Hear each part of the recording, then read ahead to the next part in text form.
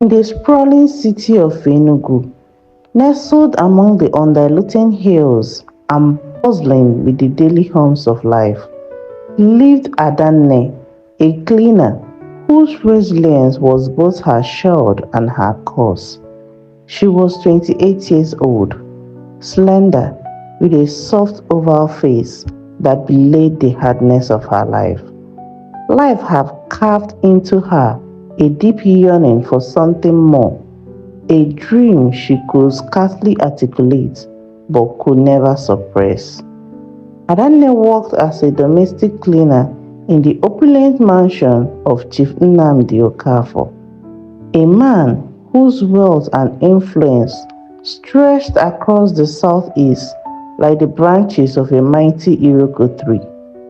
Chief Nnamdi was in his early 40s, a widower and unapologetically philanderer. His money drew women like bees to honey. Adanne saw them come and go, their high heels clinging against the marble floor, their laughter echoing through the hallways. For 5 years, Adanne has scrubbed the floors of Chief Nnamdi's mansion, washed his expensive clothes, and cleaned the messes left by his extravagant lifestyle. She was invisible to him, just another cog in the machine of his luxurious existence. But Adanne's invisibility allowed her to see everything. She knew his routines, his quirks, and even the contents of the trash bin she emptied every morning. Adanne's desperation was born of a different pain. She was the only surviving child of her late parents, who had succumbed to the illness in their remote village of Umuaka. After their deaths, Adanne moved to Enugu to find work and escape the stigma of being an unmarried woman in a society that equated spinsterhood with failure. But city life was merciless, and her salary as a cleaner barely covered her needs. What gnawed at Adanne most was her barrenness, or what she believed to be so. Years earlier, during her brief marriage to a mechanic, she had suffered 3 miscarriages. The marriage ended when her husband remarried a woman who bore him a son. Since then, Adanne had carried the shame of being a barren woman.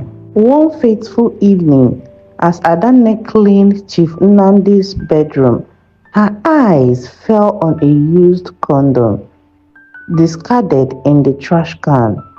She paused, her heart pounding with a mixture of horror and intrigue. Her hands trembled as she picked it up, her mind racing. A seed of an idea, wild and unimaginable, took root. She knew it was madness, a desperate act born of longing and despair. But desperation has a way of silencing reasoning. Adanne saw in that moment an opportunity to rewrite her destiny, to claim a piece of the world that had so often denied her. And so began a chain of events that would change not only Adanne's life, but also Chief Nnamdi's, in ways neither of them could have ever foreseen. Adanne knew what she was contemplating was wrong, immoral, outrageous, and possibly criminal. But she was tired of the constant ache in her chest, the longing for a child, the loneliness that followed her like a shadow. Every passing day reminded her that time was slipping away. She hid the condom in the pocket of her apron, her heart pounding like the beat of an ogene drum. That night she stayed awake, staring at the ceiling of her one-room apartment in Achara layout. She couldn't silence the doubt in her head, the voices warning her of the risks and the potential consequences. But desperation is a powerful motivator. It can cloud judgment and silence reasoning. By dawn, Adanne's resolve had hardened. She would take a risk. She would seize this one chance to have what life had denied her for so long. Adanne took the bold step. The following day, she sought out an elderly herbalist, Mama Jim, who lived in the outskirts of town. Known for her fertility concoctions and secretive methods, Mama Ejim listened to Adanne's story without judgment. Hmm, the herbalist muttered, her face a mask of neutrality. You want to use the seed of your oga to conceive? Adanne nodded, shame flooding her face. Please, Mama, I don't have any other choice. I just want a child. I'll raise the baby alone. He will never know. Mama Jane stared at her for a long moment before raising to gather herbs and ingredients. It's dangerous, my daughter. Spirit don't take lightly to trick you. But if your heart is set, I will help you. Pray the gods show mercy. With the herbalist's help, Adanne followed a process that seemed part ritual, part science. Days turned into weeks, and soon Adanne began to feel signs of pregnancy. Her period stopped and her body changed. She visited a clinic to confirm what she already knew. She was with child. Adanne's joy was overshadowed by fear. She continued working at Chief Nnamdi's mansion, her growing belly hidden beneath loose-fitting clothes. She avoided his gaze, fearful he might notice something amiss. But Chief Nnamdi was too engrossed in his life to pay her any attention. The affairs, the late-night business meetings, the political ambitions, he barely noticed the cleaner who swept his floor. Adanne, however, couldn't help but feel a growing attachment to him. Every time she saw him, she reminded herself that the life growing inside of her came from him. She wondered if the child would have his sharp jawline, his piercing eyes, or his commanding presence. As the months passed, the pregnancy became harder to conceal. The other staff began to whisper, Adanne, are you sure you're not pregnant? Asked Chinyere, the cook, one afternoon. Adanne forced a laugh. Me? Pregnant?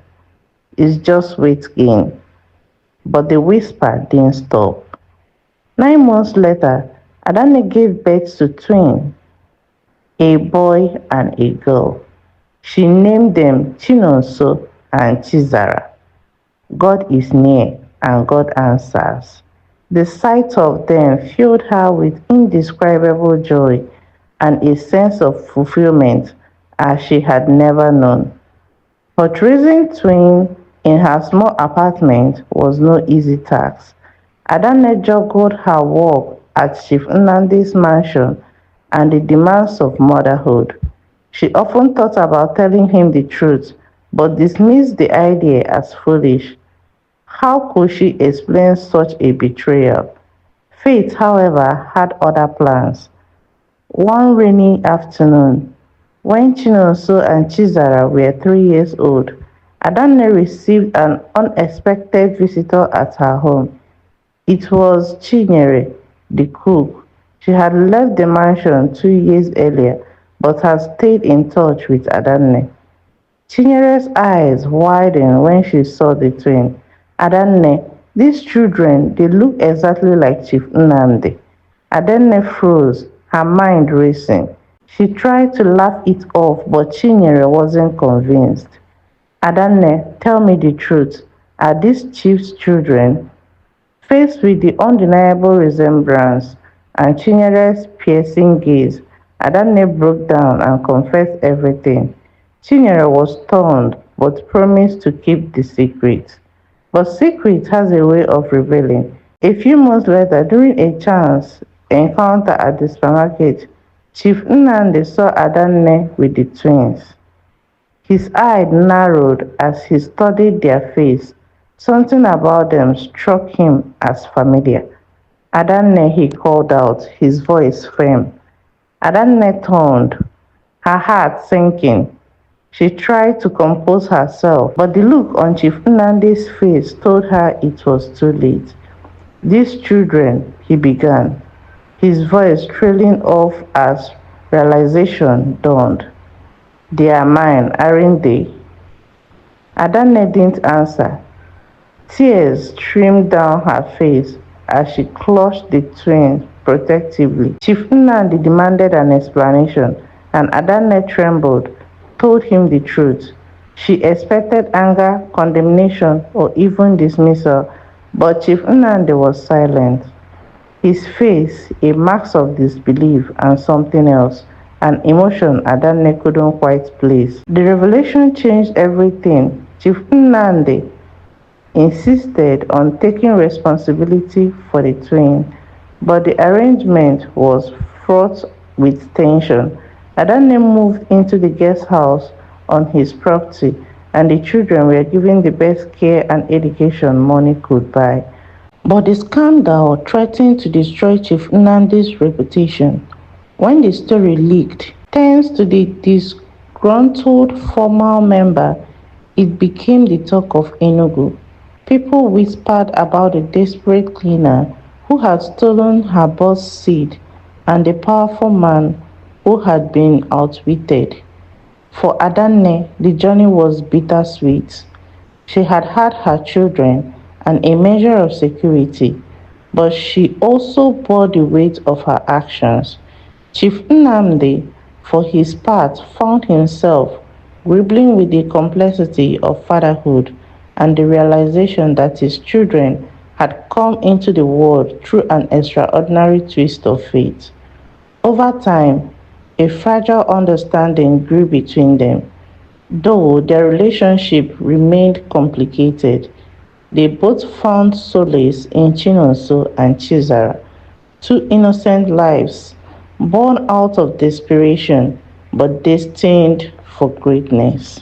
For Chief Nnamdi, the arrival of his twins was both a blessing and a challenge. He was a man used to controlling every aspect of his life, but fatherhood introduced a vulnerability he hadn't anticipated. Chinonso and Chizara quickly became the center of his world, forcing him to rethink his priorities. At first, he struggled to conceal the unconventional circumstance of their conception with the public image. The whispers in Enugu society persisted, and the tabloid had a field day. Chief's stolen legacy was one of the talked about story of the year. Friends and business associates mocked him behind closed doors, and his political ambitions were briefly derailed. But the twins, with their infectious laughter and uncanny resemblance to him, melted his heart. He saw in them a chance to shape a new legacy, one that transcended his wealth and status. Adanne's life took a dramatic turn. Living on Chief Nnamdi's property gave her a taste of the comfort she had always longed for, but it also came with its challenges. She struggled with guilt, knowing how she had manipulated the situation to achieve her dreams. Chief Nnamdi was not one to forgive easily. When he provided for her and the twin, the relationship remained strained. He kept her at the arm's length, his interaction with her formal and curt, yet over time, he couldn't deny the sacrifice she made for the children. Adanne enrolled in night school, determined to improve her education and provide a better example for Chinonso and Chizara. With Chief Nnamdi's reluctant financial support, She completed her secondary education and even pursued a diploma in business administration. Her transformation didn't go unnoticed. Gradually, she earned Chief Nnamdi's respect, not as a desperate cleaner who deceived him, but as a resilient woman who had turned her life around for the sake of their children. Chinonso and Chizara grew up surrounded by love and opportunity, while their parents' relationship was far from perfect. The twins knew they were cherished. Chinonso was bold and adventurous, much like his father, while Chizara was thoughtful and empathetic, traits he seems to inherit from Adanne. They excelled in school and were popular among peers. As they grew older, they began to ask questions about their family. Why didn't their parents live together? Why was their mother often quiet around their father? Adanne and Chief Nnamdi decided to tell them the truth. A carefully sensitized version when they turned 12. The twins were initially shocked, but their bond with their parents remained unshaken. They admired their mother's determination and their father's commitment to their well-being. It took years, but Adanne and Chief Nnamdi eventually found a way to coexist peacefully. The turning point came when Adanne fell seriously ill. Chief Nnamdi, seeing her vulnerability, realized how much she had sacrificed for their family.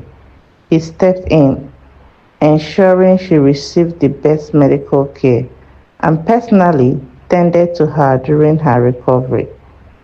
During this month, they talked, really talked, for the first time since the truth had come out. Adanne apologized for her actions, her voice heavy with regret. I was desperate, Chief, she admitted. I didn't think about the consequences. I only wanted a child to love. Chief Nnamdi sighed. His unusual stern expression softened.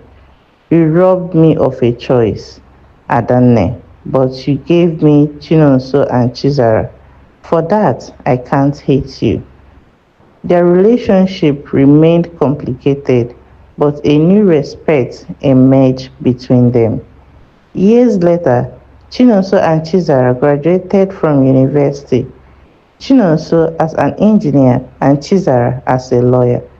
Their achievements became a source of pride for both parents.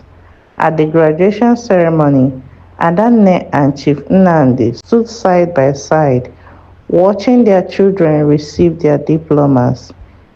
You did well, Chief Nnamdi said quietly, his voice laced with genuine admiration. So did you, Adanne replied, her heart swollen with gratitude. In that moment, the bitterness of the past seems to fade, replaced by the shared joy of seeing their children thrive. Chinonso and Chizara grew up knowing the value of resilience and sacrifice. They often spoke about their mother's courage and their father's eventual forgiveness. Their story became a symbol of overcoming adversity and building a family from an unlikely circumstance. Adanne never remarried, content to focus on her children and her newfound career managing a small business. Chief Nnamdi eventually settled down with a woman who embraced the twin as her own, creating a blended family that defied social expectation. While the scar of the past remained, they were a reminder of how far they had come. In the end, what began as a desperate act of deception became a story of redemption, forgiveness, and enduring power of love.